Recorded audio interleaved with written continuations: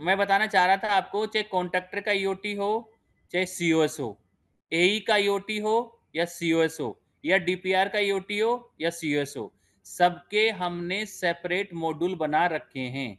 ऐसा कुछ नहीं है, जैसे मैंने कल बताया था कि कॉन्ट्रैक्टर के सीओएस थे, चढ़ा दिए एई वाले मॉड्यूल में, लास्ट में फाइल पीआईयू से अप्रूव भी हो गई, आरओ से अप्रूव भी हो गई, और यहाँ पे हेडक्वार्टर जीएम सर ने देखा, फिर बुलाया हमारी टीम को, कहता ये वाला ऑप्शन नहीं आ रहा, ये वाला आ रहा है। जब चेक किया तब पता चला कि उन्होंने रॉन्ग डाटा फिल कर रखा है। सो जब भी आपके लेवल पे, आपके मीन्स चाहे वो पीआईयू लेवल हो, चाहे वो आरओ लेवल हो, नीचे से कोई भी फाइल आती है, नीचे मतलब एई साइड से, कॉन्ट्रैक्टर साइड से, पीआईयू लेवल से, फर्स्ट ऑफ ऑल आप उन्हें देखेंगे, उसका स्टेटस जानेंगे, उसके रिगार्डिंग जो भी आपका डॉक्यूमेंट वहां पे अटैच कंसर्न यूजर ने किया है, वो डॉक्यूमेंट ओपन करके देखेंगे कि या वो जो डॉक्यूमेंट अपलोड था वो सही है या गलत है। तो उसके रिगार्डिंग एक बार चेक कर लेंगे प्रॉपर, आपको तभी पता चलेगा कि भाई ये जो सीओएस है, जो ईओटी है, ये डीपीआर का है तो डीपीआर वाले मॉड्यूल में आएगा, एईआई का है तो एई वाले मॉड्यूल में आएगा, और यदि वो कॉन्ट्रैक्टर का है तो कॉन्ट्रैक्टर वाले मॉड्यूल में आएगा। सो फर्स्ट ऑफ ऑल आपके सामने एक रिपोर्ट आती है, जो रिपोर्ट कहीं भी मीटिंग हो, चाहे वो चेयरमैन ऑफिस से ली जाए या फिर हमारे मेंबर लेवल से ली जाए, first of all data lake login करके आपके पास में आएगा एक ईओटी रिव्यू। जैसे मैं ईओटी रिव्यू पे जाता हूँ, सो ईओटी रिव्यू ओपन करूंगा आपके सामने, ये हमारी वो रिपोर्ट है। अगर मैं जैसे चेयरमैन सर भी आज की तारीख में डाटा लेक ओपन करके देखते हैं तो सेम डैशबोर्ड उनके पास खुलता है। डिफरेंट क्या होता है? डिफरेंट ये होता है कि आप गुजरात से हैं तो आपको गुजरात वाले ईओटी सीओएस दिखाई देंगे, कोई राजस्थान से है तो उनको राजस्थान वाले दिखाई देंगे। अगर मैंने सिस्टम लॉगिन कर रखा है तो मेरे को ऑल इंडिया दिखाई देता है, ये देखिए। अगर कोई दूसरे भोपाल से है तो उनको भोपाल वाले दिखाई देंगे। सो मॉड्यूल हमारा यही रहेगा, ईओटी सीओएस के रिगार्डिंग दो टिकट है हमारी, जिसके रिगार्डिंग जो कैसे इसकी रिपोर्ट सबमिट की जाएगी, कैसे हमारी इसमें आपको दो चीजों का ध्यान रखना है। जब भी ईओटी सीओएस के रिगार्डिंग कोई क्यूरी आए, जब भी आपका डाटा हो, या भी जब भी आपसे ये बोला जाए आज हमारी मीटिंग होगी, तो मीटिंग में आपको ये पता होना चाहिए कि रिपोर्ट या डाटा जो एक्सट्रैक्ट किया जाएगा वो हमारा इसी रिपोर्ट से लिया जाता है। कई बार केपीएमजी या एटी करने के थ्रू मैनुअल भी कोई डाटा लिया जाता है, बट चेयरमैन ऑफिस में मेन फोकस किया जाता है ग्राउंड लेवल पे कितनी ईओटी हुई, कितनी सीओएस हुई। तो हमारी ये दो रिपोर्टें हैं, एक ईओटी रिव्यू होती है, एक सीओएस रिव्यू होती है। अभी हम बात कर रहे हैं ईओटी के रिगार्डिंग, और एक दूसरी रिपोर्ट मैंने आपको बताई सीओएस के रिगार्डिंग, वो भी मैं ओपन कर लेता हूँ। ये सीओएस रिव्यू है। सो ये रिपोर्ट आपको अपने लेवल पे ओपन करके देख लेनी है। इसी रिपोर्ट का डाटा कंसर्न हमारे यूजर से रिफ्लेक्ट होकर आपके लेवल तक आता है, कितने आपकी अप्रूव हो चुकी हैं, कितने रिजेक्टेड हैं, कितनी विड्रॉ हुई हैं, कितनी प्रोसेस अंडर अप्रूवल में है, कितनी पेंडिंग इश्यू लेटर उनका अप्रूवल पेंडिंग पड़ा हुआ है, टोटल पेंडेंसी कितनी है। सो ये है टाइम ड्यूरेशन, आप चेक कर सकते हैं। अभी हम बात कर रहे हैं एआई के सीओएस के रिगार्डिंग, और इधर है हमारा एआई का ईओटी। तो हम ये कर रहे हैं। तो पहले, सबसे पहले आपको फर्स्ट ऑफ ऑल ये रिपोर्ट जब आप ओपन करेंगे, यहाँ पे हमारे थ्री टाइप ऑफ यूजर, तीन टाइप के यूजर कौन कौन से? डीपीआर कंसल्टेंट का सीओएस, एआई का सीओएस, और कॉन्ट्रैक्टर का। सो फर्स्ट ऑफ ऑल आपको ये देखना है कि जल्दी जल्दी में ऐसा ना हो कि कोई फर्स्ट टैब आपके पास आ रहा है, इसी का डाटा निकाल के आप लोग दे दें। आपको पता होना चाहिए कि आप जो डाटा दे रहे हैं वो सिविल का देना है, सिविल मतलब कॉन्ट्रैक्टर का देना है, एआई का देना है, या डीपीआर का देना है। तो अकॉर्डिंग टू टैब आपको चूज करना है, उसके हिसाब से आपको डाटा देना है। यहाँ पे ट्रेनिंग जो चल रही है वो चल रही है हमारी कंसर्न उसके रिगार्डिंग, जो एआई का सीओएस है, मैं उसके रिगार्डिंग बता रहा हूँ। तो एआई का सीओएस में सबसे पहले आपको टैब चूज करना है कि आपका जो डाटा लिया जाएगा या देखा जा रहा है वो कौन से टैब से देखा जा रहा है। अगर कोई मीटिंग चल रही है, अगर कोई रिव्यू मीटिंग चल रही है जिसमें बात हो रही है सीओएस की, अब बात आती है किसका सीओएस? डीपीआर का सीओएस, एआई का सीओएस, या सिविल या कॉन्ट्रैक्टर का सीओएस।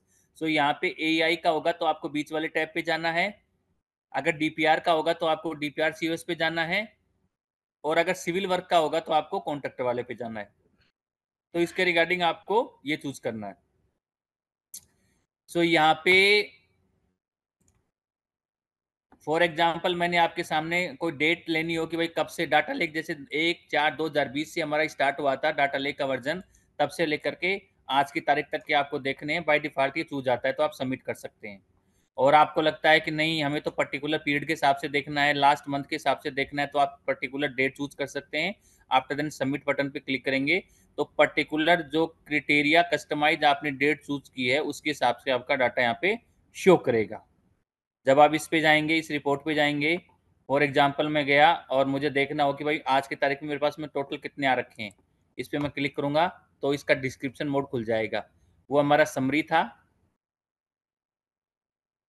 ये हमारा डिस्क्रिप्शन मोड आ गया। इसमें आप देख सकते हैं कि भाई किसके पास में कितना क्या था, rejected by R O, rejected by R O, rejected by R O, approved by CGM, ऐसे जो भी है। इसमें आल आपके पास आपने क्लिक किया है। अगर आपको डिटेल देखनी हो आप व्यू मोर पे जाएंगे और आपको डिटेल दिखाई देगी कल किसने कितने समय में कौन सा टाइप था, पॉजिटिव सीओएस तक क्या था, एआई ने क्या डॉक्यूमेंट डाला, कितनी अमाउंट थी, क्या रिमार्क्स डाला, पीडी ने क्या डॉक्यूमेंट डाला, पीडी सर ने क्या रिमार्क्स दिया, आरओ अमाउंट कितने रिकमेंड किया, उसके बाद में आरओ सर ने क्या डॉक्यूमेंट डाला, रिमार्क्स बाई आरओ रिकमेंडेड है, एचक्यू अमाउंट है ये है, एचक्यू डॉक्यूमेंट ये है, रिमार्क्स बाई एचक्यू ये है, सीजीएम अमाउंट ये है, सीजीएम ये है, रिमार्क्स बाई।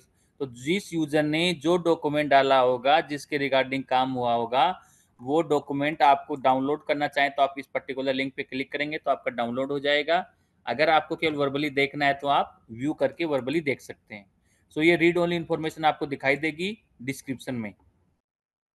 अगर आपको लगता है कि मुझे केवल क्लियर्ड वाले देखने हैं या पेंडिंग वाले देखने हैं या अपने पर्टिकुलर स्टेट के देखने हैं जहाँ पे मुझे पता चल जाएगा विथ ए के पास में कितनी पेंडिंग है, पीडी सर के पास में कितनी पेंडिंग है, आरओ सर के पास में कितनी पेंडिंग है, एचक्यूजीएम सर के पास में कितनी पेंडिंग है, सीजीएम सर के पास में कितनी पेंडिंग है, अकॉर्डिंग टू दैट के हिसाब से भी अगर आपको देखना है, टोटल आपका शुरू में दिखाई देगा जैसे 7 यहाँ पे दिखाई दे रहे हैं भोपाल में। अब बात आती है, 3 तो हमारे पीडी सर के पास पड़े हुए हैं और 4 पड़े हुए हैं एचक्यूजीएम सर के पास। किसके रिगार्डिंग है ये? एईआई के सीओएस के रिगार्डिंग। सो वो अपने पर्टिकुलर पे क्लिक करेंगे और उनको ये 3 दिखाई देंगे कि भाई ये 3 आपके सीओएस हैं, ये आपके इस मॉड्यूल में आ रहे हैं जहाँ पे आपके पास में पड़े हुए हैं ये देखिए पेंडिंग विद पीडी इतने दिन से, pending with PD, pending with PD, ये उनके पास में इतने दिन से पड़े हुए हैं। सो मेरा कहने का मतलब यही था, आपका सीओएस कैटेगरी, जिस कैटेगरी का आप देखना चाहें, चाहे वो सिविल का हो, चाहे वो एआई के रिगार्डिंग हो, चाहे वो डीपीआर के रिगार्डिंग हो, आप इस रिपोर्ट में जाके देख सकते हैं। इस रिपोर्ट में जाके आप पता चल जाएगा आपको कि आपके इसमें किसके पास कितने पेंडिंग पड़े हुए हैं। हमारे जो यूजर लेवल बना रखे हैं उन यूजर लेवल के हिसाब से आपको पता चल जाएगा किस यूजर के पास में कितने दिनों से वो रिक्वेस्ट पड़ी हुई है। सो यहाँ पे मेरे कहने का मतलब यही था, आपके पास में कितनी रिक्वेस्ट पेंडिंग हो रही है, कितना क्या है, उसको देखना चाहे तो आप इस रिपोर्ट में जाके देख सकते हैं। सो अब बात ये आती है कि वो रिक्वेस्ट कहाँ से रेज होती है इस मॉड्यूल में, किस यूजर के पास में कब रिक्वेस्ट आती है, कौन से लेवल पे उनको क्या एक्शन लेना होता है।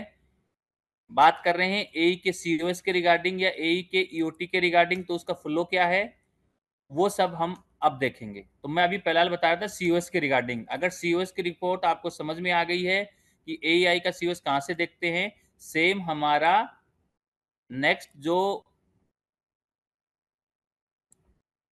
रिपोर्ट है मैंने आपको बताई, ये ईओटी रिव्यू के रिगार्डिंग है। सेम रिपोर्ट है, इसमें आप देखेंगे कि वो 3 टैब इसमें दे रखे हैं। कौन कौन से? सिविल वर्क मतलब कॉन्ट्रैक्टर के रिगार्डिंग, एआई ईओटी मतलब एआई की ईओटी के regarding, and DPR EOT DPR की ईओटी के रिगार्डिंग। अब बात आती है रिपोर्ट में आपको किसके regarding. So first of all आपको टैब के बेस पे डाटा चेक करना है।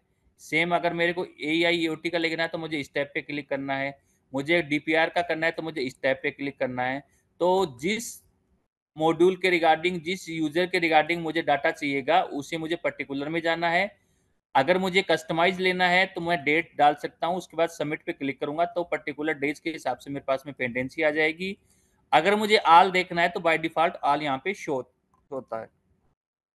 इसमें आपको पता चल जाएगा number of contract EOTs to be granted कितने हमारे पास हैं, number of EOT PD sir के पास कितनी पड़ी हुई है, number of EOT cases pending with RO के पास कितनी पड़ी हुई है, number of EOT pending with tech division at HQ कितनी पड़ी हुई है।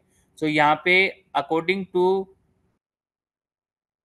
यूजर के बेस पे PD sir, RO sir, HQ level और यहाँ पे किसने इनिशियलाइज की उसके रिगार्डिंग, आरओ के बेस पे हमने अलग दे रखा है, सीजीएम सर के बेस पे अलग दे रखा है। सो ये आप रिपोर्ट यहाँ से देख सकते हैं।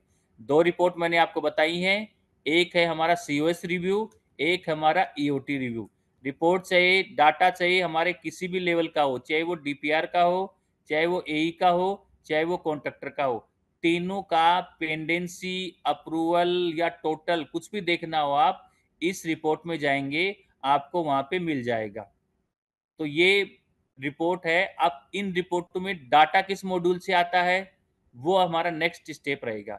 सो ये थी हमारी आउटपुट पेंडेंसी एक तरह से, कि उनके बेस पे उन मॉड्यूल में जब काम किया तब यहाँ पे समरी आई। अब हम चलते हैं एई का ईओटी या सीओएस कैसे रेज किया जाता है, पीआईयू लेवल पे क्या काम करना पड़ता है, आरओ लेवल पे क्या काम होगा, जीएम लेवल, सीजीएम लेवल या फिर जो कल मैंने बताया था हमारे मेंबर सर तक या कमेटी तक जाता है उस लेवल पे कैसे क्या काम होगा।